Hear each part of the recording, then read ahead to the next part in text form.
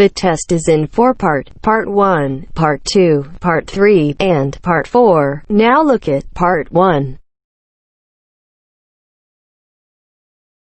1. Part 1. You will hear a woman asking for information over the phone. First, you have some time to look at questions 1 to 5.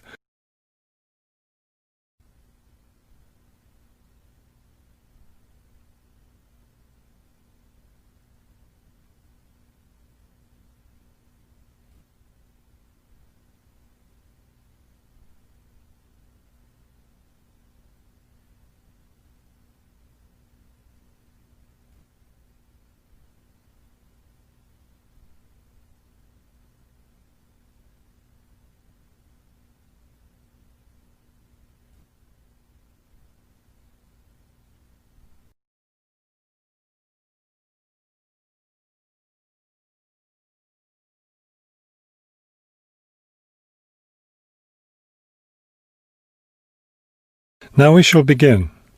You should answer the questions as you listen, because you will not hear the recording a second time. Listen carefully and answer questions 1 to 5. Good afternoon, Plainfield Community Centre. Yes, hi. I'm new in town, and I was curious about the services the community centre has to offer. We offer a variety of recreational activities. What were you interested in particular? Well, everything, I guess. Okay, let's start with kids. I have a teenage son. What activities do you have for teens? Right now, during the school year, we have tutoring sessions for children and teens in all subjects. That would be good. He needs help with algebra. We can certainly help with that. Just have him come by any Wednesday or Saturday afternoon. That's when the tutoring sessions are scheduled. Fantastic! What about sports? Do you have sports activities for teens? We have tennis lessons on Sunday mornings for teens and Sunday afternoon for adults. I don't think my son would like that, but my husband might. For myself, I'd be more interested in yoga. Do you offer yoga classes? We do. Our yoga classes take place on Tuesday and Thursday evenings.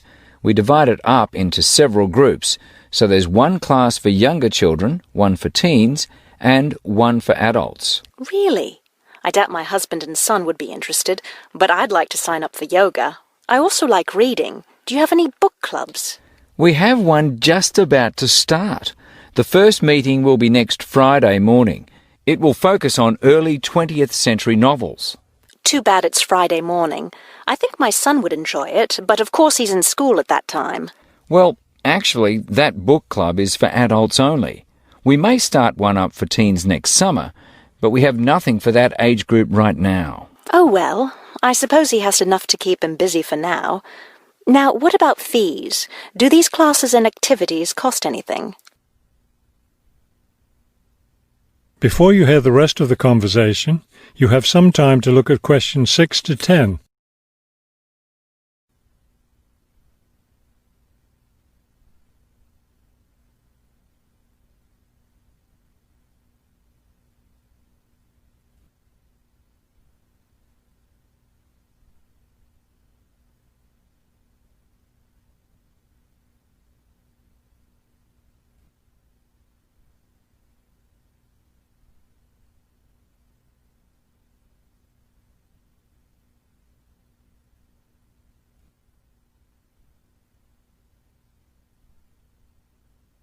Now listen and answer questions 6 to 10.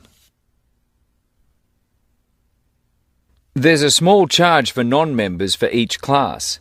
However, they're all free to members. Would you be interested in becoming a member? How much does the membership cost? Not much at all.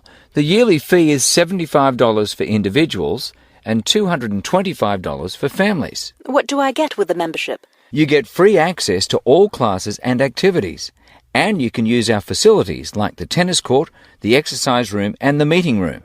It's not a bad deal, really. Could you tell me exactly where the centre is located? It's at 107 Elliott Street.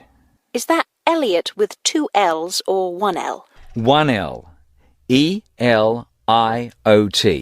It's right downtown. I think I know where it is. Do you have free parking? Yes. You can park just across the street. There's a garage there. That sounds easy enough.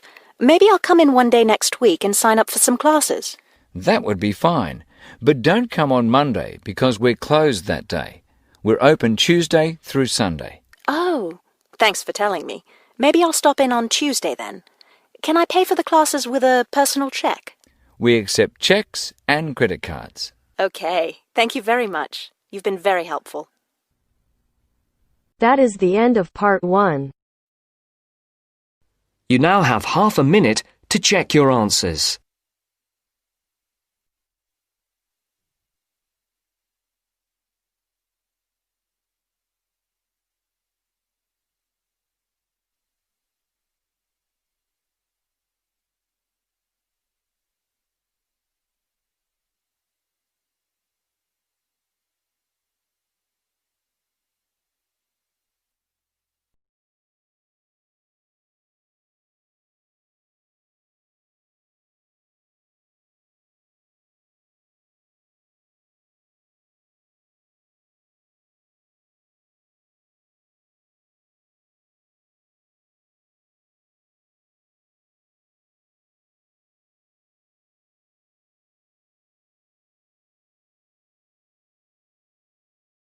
Now turns to part 2. Part 2. You will hear a trainee teacher called Eve talking to her university tutor about her preparations for teaching practice. First, you have some time to look at questions 11 to 15.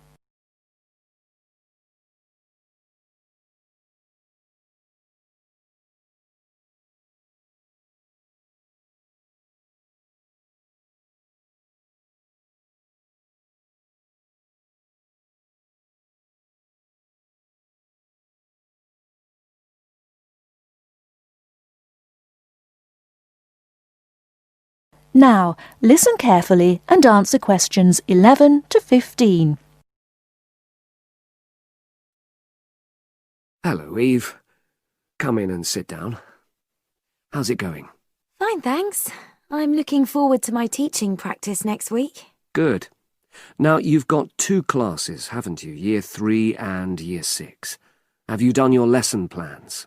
Well, I've decided to take the topic of renewable energy. I haven't done a lesson plan for Year 6 yet, but I thought I'd base their lesson on an example of very simple technology. So, I've brought this diagram to show you. I got it from the internet. Let's see. A biogas plant. So this is equipment for producing fuel from organic waste? Yes.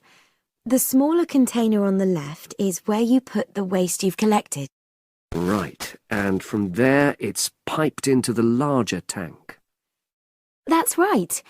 And that's slurry on the base of the larger tank. Right. And what exactly is slurry? It's a mixture of organic waste and water. So is that pipe at the bottom where the water comes in? Yes, it is. As the slurry mixture digests, it produces gas, and that rises to the top of the dome. Then, when it's needed, it can be piped off for use as fuel in homes or factories. It's very simple. I suppose there's some kind of safety valve to prevent pressure build-up? That's the overflow tank. That container on the right. As the slurry expands, some of it flows into that, and then once some of the gas has been piped off, the slurry level goes down again, and the overflow tank empties again. I see. Well, I think that's suitably simple for the age level it's for. I look forward to seeing the whole lesson plan. Thanks. And can I show you my ideas for the Year 3 lesson? Of course. Let's. Before you hear the rest of the talk, you have some time to look at questions 16 to 20.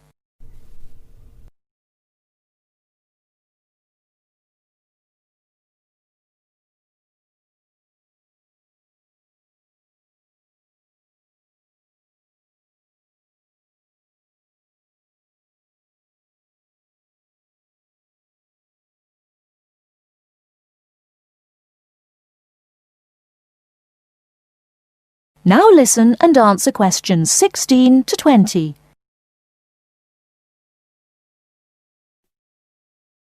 I thought I'd introduce the topic by writing the word energy on the board and reinforcing the spelling and the pronunciation. Then I'll do a little mime, run on the spot or something, to convey the sense. I'd keep it brief at this stage. Yes, I will. Then I'll wipe the word off and write the question, where does energy come from? And see what the pupils come up with. Fine. I'd suggest that you just brainstorm at this stage and don't reject any of their suggestions. Yes, that's what I was going to do. Then I've produced a set of simple statements like, energy makes cars move along the road, and energy makes our bodies grow. There are 8 altogether. Are you going to give them out as a handout or write them up on the board? First, them up on the board, and then I'll read them out loud. And I'll get the pupils to copy them out in their notebooks. I'll also ask them to think up one more similar statement by themselves and add it to the list. Good idea. After that, I thought I'd vary things a bit by sticking some pictures up of things like the sun and plants and food and petrol and a running child. And I'll get the pupils to work out what order the pictures should come in terms of the energy chain. I think that's a very good idea. You could move the pictures around as the pupils give you directions. Yes, I think they'd enjoy that. And to finish off, I've made a gap fill exercise to give out. They'll be doing that individually, and while they're writing, I'll walk round and check their work. Good. And have you worked out the timing of all that? It'll probably take you right through to the end of the lesson. That is the end of part 2. You now have half a minute to check your answers.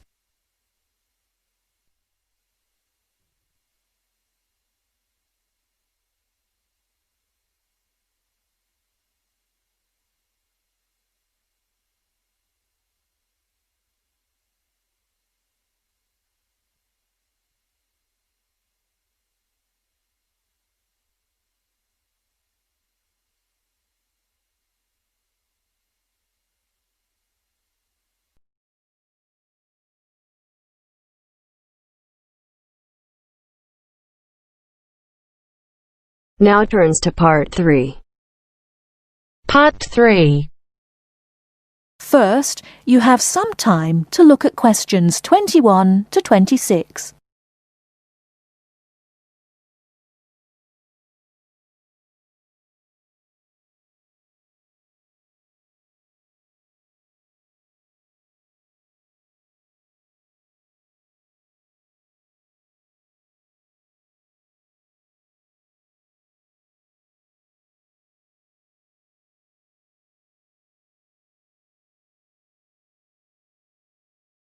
Now listen carefully and answer questions 21 to 26. Hello, my name is Emiliano. I am a student here and I'd like to rent a house for 6 months. OK, well, you've come to the right place. We specialise in short-term rental. First of all, I would like to get a few details from you. Can you give me your full name, please? Yes, it is Emiliano Nespla. And can you tell me your present address, please? Yes, it's 17 Middleway, Penrose. I'm living with a homestay family at the moment. That's great. Now, do you have any identification with you? Oh, and we will need a reference from someone who knows you here. Maybe your homestay family. Yes, okay. Here's my passport and a card from my language school. My referees can be Mrs. Alice Thompson. She's my homestay mother and she wouldn't mind, I'm sure. You can contact her at the same address as me, of course. OK. If we need to contact you, should we leave a message with your homestay? No, you can speak to me directly.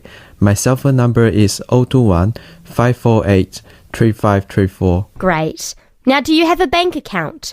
You will need to pay your rent by direct debit. You know, it will come out of your account automatically every month. Okay, I don't have my bank account details with me now, but I can get them and bring them back later today. That's fine. Now, can you tell me what kind of house you are looking for? Do you want to rent by yourself? No, I'm looking for a 3-bedroom house. I want to rent with my 2 friends. I will bring them in to see you later today. OK. And what areas are you interested in renting in? Well, here's a map. Can you see my school? I don't have a car, so I need to take some kind of public transport to school, and I don't want to travel for more than 30 minutes each way. Do you think you have anything which is suitable? Yes, we do. Here is a list of available properties. I'll highlight the ones that could be of interest to you. Look at the map and go and have a look at the houses with your friends. Do you have a friend with a car? Yes, I do. Good. So go and look outside the houses. It will give you an idea of what the area is like. But remember, don't go into the garden or knock on the door. If you want to go in and have a look, let me know and we can arrange an appointment. Okay, can you give me an idea of price? Yes. If you look at the list, you can see the weekly rent written next to the house address. Oh yes, I can see it now. Do I need to pay anything else? Yes, you need to pay a deposit which you will get back when you move out, and you have to pay a non-refundable agent fee which is equivalent to 1 week's rent. You will have to pay your bills when they come in every month too, of course. Okay, well, thank you very much for your help. What time should I come back with my friends and my bank details? How about 2:30 this afternoon? That sounds good. Thank you for your help. I'll see you later. Thanks for coming in. Goodbye.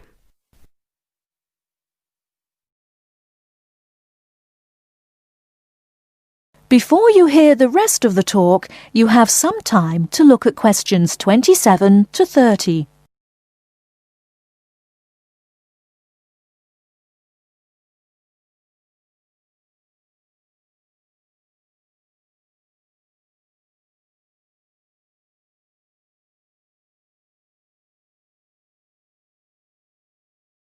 Now listen and answer questions 27 to 30. Hey, don't throw that can away. Why not? I finished with it. Yes, but you can recycle things like that. Oh, I haven't got time to recycle everything I throw away. That's a terrible attitude. Don't you care about... Hello, you two. Hi, John. What are you arguing about? Oh, Sam says he doesn't have time to recycle. What do you think? Well, I agree that it can be difficult sometimes. Do you always recycle everything then, Mary? Yes, I think everyone should.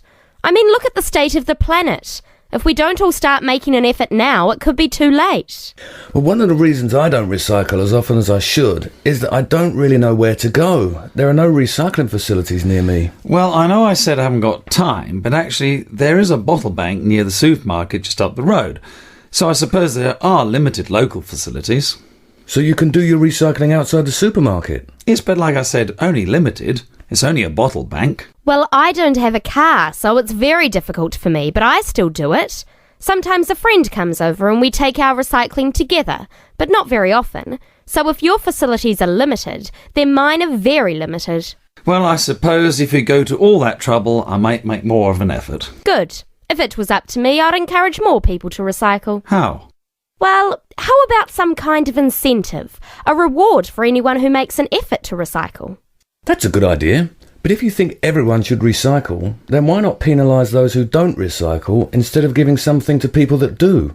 If there was a fine for anyone caught throwing recyclable materials in the rubbish, people would take more notice. Well, now you're going too far. Do you really want anyone going through your rubbish just to check if you're following the rules? No, I don't think fines are a good idea. Well, I think we should be doing something. Anyway, I have to go. I've got my social science class next. See you later. Yeah, see you later. Bye.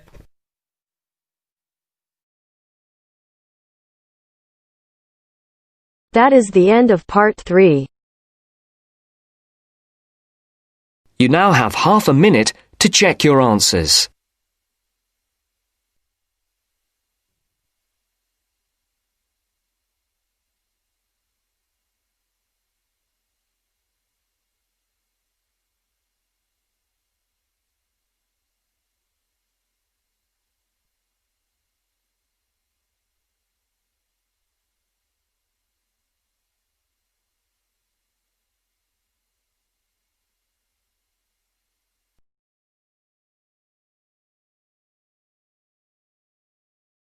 Now turns to part 4. Part 4. You are going to hear a talk on 2 famous American presidents. As you listen, fill the missing information in the notes below. First, you have some time to look at questions 31 to 40.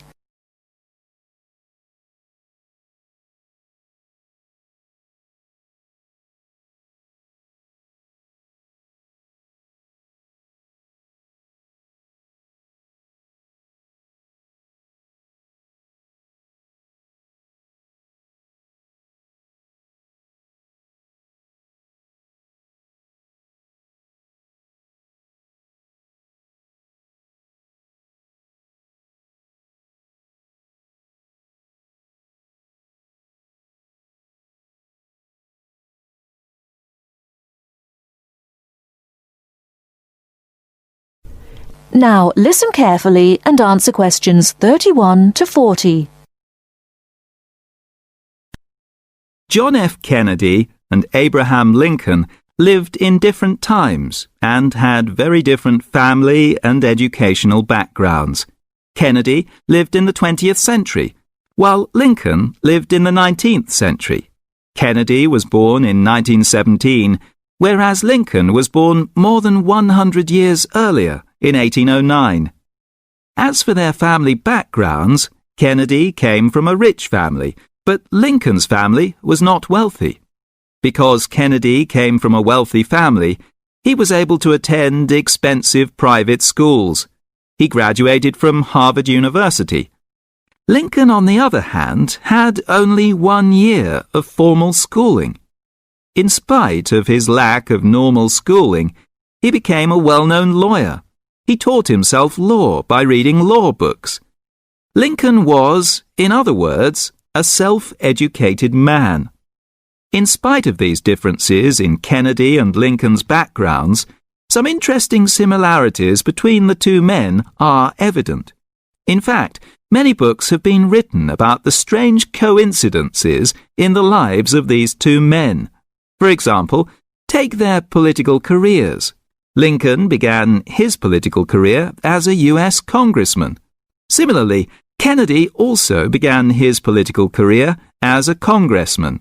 Lincoln was elected to the U.S. House of Representatives in 1847. Kennedy was elected to the House in 1947. They went to the Congress just 100 years apart. Another interesting coincidence is that each man was elected President of the United States in a year ending with the number 60. Lincoln was elected President in 1860, and Kennedy was elected in 1960. Furthermore, both men were president during years of civil unrest in the country. Lincoln was president during the American Civil War. During Kennedy's term of office, civil unrest took the form of civil rights demonstrations. Another striking similarity between the two men was that, as you probably know, neither lived to complete his term in office. Lincoln and Kennedy were both assassinated while in office. Kennedy was assassinated in Dallas, Texas, after only 1,000 days in office. Lincoln was assassinated in 1865, a few days after the end of the American Civil War. It's rather curious to note that both presidents were shot while they were sitting next to their wives.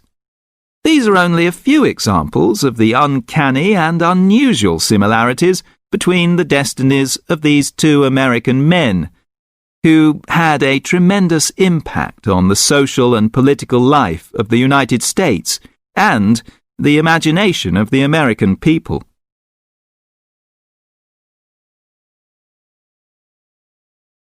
That is the end of part 4. You now have half a minute to check your answers.